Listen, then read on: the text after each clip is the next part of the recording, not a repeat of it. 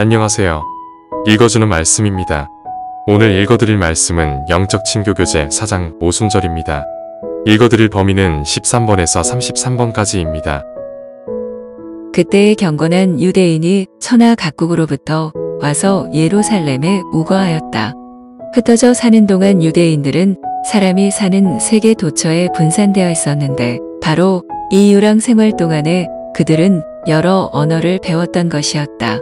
이러한 유대인들 중에 많은 사람들이 이때 예루살렘에 와서 진행 중인 종교 축제에 참석하였다.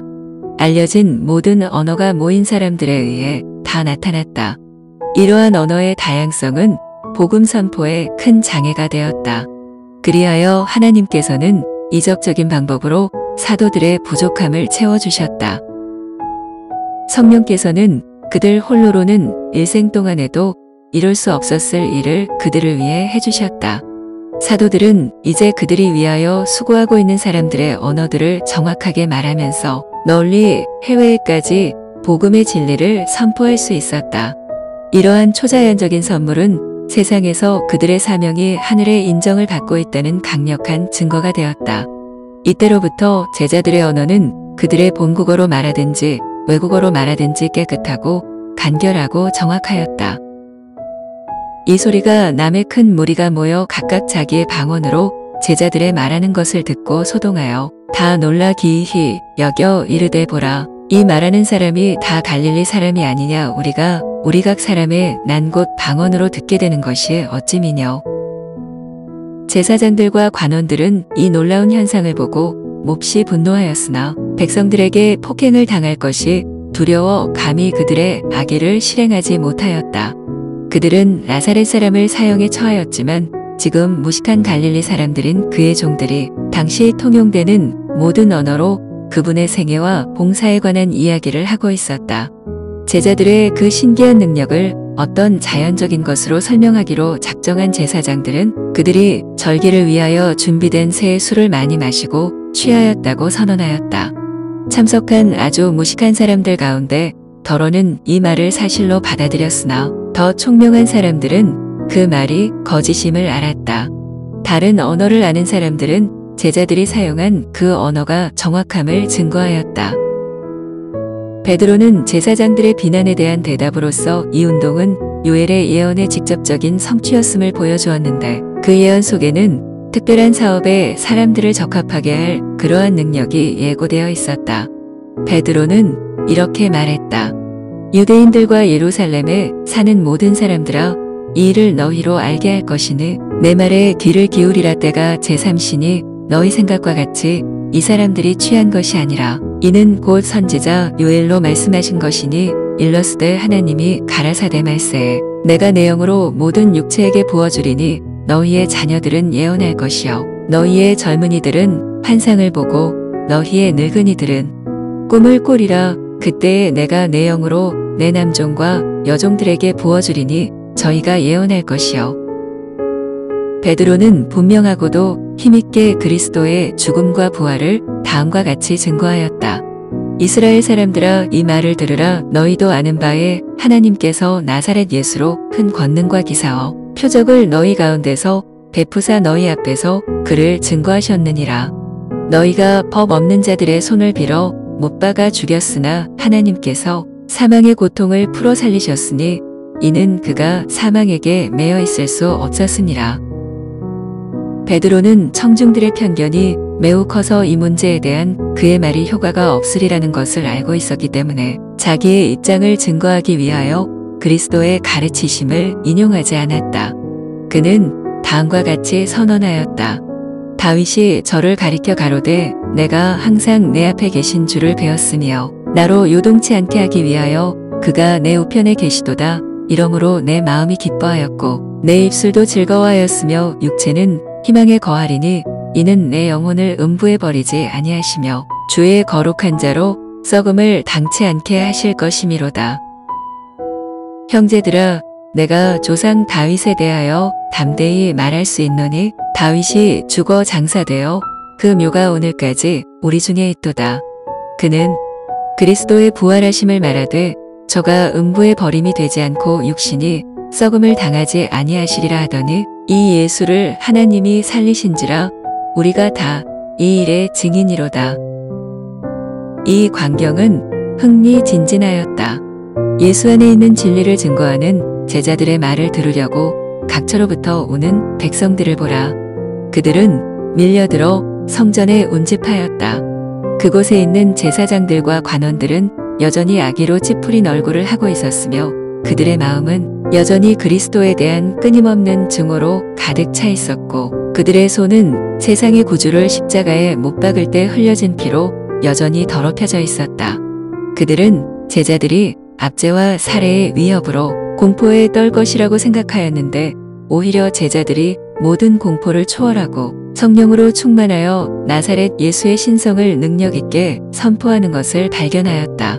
그들은 근자의 잔인한 손에 의해 굴욕과 조롱과 침을 당하고 십자가에 못 박혔던 이가 생명의 왕이시여 지금 하나님의 우편에 높임을 받으신 분이라고 담대히 선포하는 것을 들었다. 사도들의 말을 들은 사람들 중 더러는 그리스도를 정죄하고 죽이는데 적극적으로 참여한 사람들이었다. 그리스도를 십자가에 못 박기를 요구할 때 그들의 음성은 폭도들과 뒤섞였었다. 예수와 바라바가 법정에서 그들 앞에 섰을 때의 빌라도는 너희는 내가 누구를 너희에게 놓아주기를 원하느냐고 물었다. 그들은 이 사람이 아니라 바라바라고 부르짖었었다. 빌라도가 그리스도를 그들에게 넘겨주고 너희가 친히 데려다가 십자가에 못 박으라 나는 그에게서 죄를 찾지 못하노라. 이 사람의 피에 대하여 나는 무죄하니라고 말하였을 때에 그들은 그 피를 우리와 우리 자손에게 돌릴지어다라고 부르짖었었다. 이제 그들은 십자가에 못 박히신 분이 하나님의 아들이라고 선언하는 제자들의 말을 들었다. 제사장들과 관원들은 떨었다. 백성들은 가책과 고민에 사로잡혔다. 저희가 마음에 찔려 베드로와 다른 사도들에게 물어 가로되 형제들아 우리가 어찌할꼬 하였다. 제자들의 말을 들은 사람들 중에는 그들의 신앙에 성실한 헌신적인 유대인들이 있었다. 설교자의 말에 함께하였던 능력이 예수가 과연 메시아이셨음을 그들에게 확신시켰다. 베드로가 가로되 너희가 회개하여 각각 예수 그리스도의 이름으로 침례를 받고 죄사함을 얻으라 그리하면 성령을 선물로 받으리니 이 약속은 너희와 너희 자녀와 모든 먼데 사람 곧 주 우리 하나님이 얼마든지 부르시는 자들에게 하신 것이라. 베드로는 가책을 느끼는 사람들에게 저희가 그리스도를 거절한 것은 제사장과 관원들에게 기만을 당했기 때문이며 만일 그들이 계속 이 사람들의 권고를 바란다면 그리고 저희가 담대히 그리스도를 인정하지 않고 제사장과 관원들이 먼저 그렇게 하기까지 기다린다면 저희는 결코 그리스도를 영접할 수 없으리라는 사실을 충분히 권고하였다. 그 힘있는 사람들은 비록 경건을 고백했지만 사실은 세상의 부와 영광을 열망하고 있었다. 그들은 빛을 받기 위해 즐겨 그리스도께 나오지 않았다. 그리스도께서 제자들에게 설명하셨던 성경 말씀이 이러한 하늘의 빛으로 말미암아 그들 앞에 완전한 진리의 빛으로 제시되었다. 그 너머를 보지 못하도록 그들을 막았던 장막은 이제 폐지되어 제거되었으므로 그들은 그리스도의 사명의 목적과 그분의 나라의 성질을 완전하고 명확하게 이해하게 되었다. 제자들은 구주의 능력으로 말하였으므로 청중들에게 구속의 경륜을 드러낼 수 있었으며 많은 사람들이 가책을 느끼고 확신을 갖게 되었다. 그들은 제사장들이 가르친 유전과 미신을 마음에서 제거하고 대신 구주의 교훈을 받아들였다. 그 말을 받는 사람들은 침례를 받음에 이날에 제자의 수가 3,000이나 더하더라. 유대 지도자들은 그리스도의 사업이 그의 죽음으로 끝났다고 생각하였으나 그렇게 되기는커녕 그들은 오순절의 경이로운 광경을 목격하게 되었다. 그들은 지금까지 알려지지 않은 능력과 힘을 받은 제자들이 그리스도를 전파하는 것을 들었고 그들의 말은 이적과 기사로 확증되었다. 유대교의 요새인 예루살렘에서도 무수한 사람들이 나사렛 예수가 메시아임을 믿는 신앙을 공공연히 선언하였다. 제자들은 엄청난 영혼 구원의 수확을 보고 놀랐으며 몹시 기뻐하였다. 그들은 이 놀라운 수확을 자신들의 노력의 결과로 여기지 않았다. 그들은 다른 사람들의 수고에 그들이 참여하고 있음을 깨달았다. 아담의 범죄 이래 그리스도께서는 인류의 심령 속에 뿌려야 할 말씀의 씨를 택하신 종들에게 맡기고 계셨다. 그분의 지상 생애 동안 그분은 진리의 씨를 심으셨고 그분의 피로 물을 주셨다.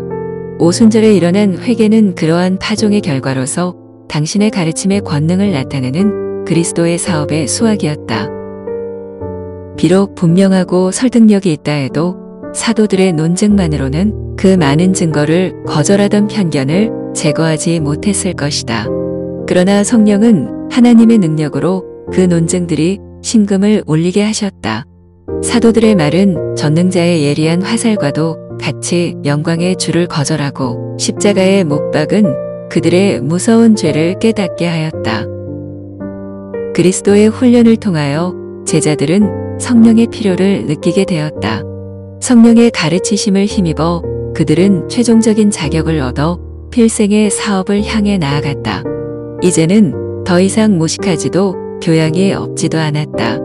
그들은 더 이상 개인주의적 모임이나 조화되지 않고 다투는 사람들의 모임이 아니었다. 그들의 희망은 더 이상 세속적인 위대함에 고착되지 않았다. 그들은 마음을 같이 하고 한 마음과 한 뜻이 되었다. 그들의 생각은 그리스도로 가득 찼고 그분의 나라를 확장시키는 것이 그들의 목적이 되었다. 마음과 품성에 있어서 그들은 주님과 같이 되었고 사람들은 그들이 그 전에 예수와 함께 있던 줄을 알았다. 오순절의 하늘의 빛이 그들에게 빛이었다. 그리스도와 함께 있을 때에 미처 깨닫지 못했던 진리가 이제 열려졌다. 전에는 결코 알 수 없었던 믿음과 확신을 가지고 그들은 거룩한 말씀의 교훈을 받아들였다. 그리스도가 하나님의 아들 되심은 더 이상 의심스러운 문제가 아니었다. 그들은 비록 인성을 입으셨으나 그분은 진실로 메시아이심을 알았으며 또한 하나님께서 그들과 함께 하신다는 확신을 가지고 자신들의 경험을 용기 있게 세상에 증거하였다. 그들은 확신을 가지고 예수의 이름을 부를 수 있었는데 이는 그가 그들의 친구요 맏형이셨기 때문이 아니었겠는가? 그들은 그리스도와 친밀한 교통을 하면서 그와 함께 하늘에 앉아 있었다. 그리스도를 증거할 때에 그들은 얼마나 열렬한 말로 그들의 사상을 표현하였던가. 그들의 심령은 매우 충만하고 깊고 광범위한 자비심으로 넘쳐흘러서 세상 끝까지 나아가 그리스도의 능력을 증거하게 되었다. 그들은 그리스도께서 시작하신 사업을 추진시키려는 강렬한 열망으로 충만하였다. 그들은 하늘에 대해 그들이 진 큰 빛과 그 사업에 대한 그들의 책임을 깨달았다. 성령의 부음을 받아 힘을 얻은 그들은 십자가의 승리를 널리 증거하려는 뜨거운 열성으로 나아갔다. 성령께서 그들에게 생기를 주셨고 또 그들을 통하여 말씀하셨다. 그리스도의 평화가 그들의 얼굴에서 빛났으며 자신들의 삶을 봉사 사업을 위해 그분께 바쳤다. 그들의 그러한 모습에서 그들이 굴복한 사람들이란 증거를 볼 수 있었다.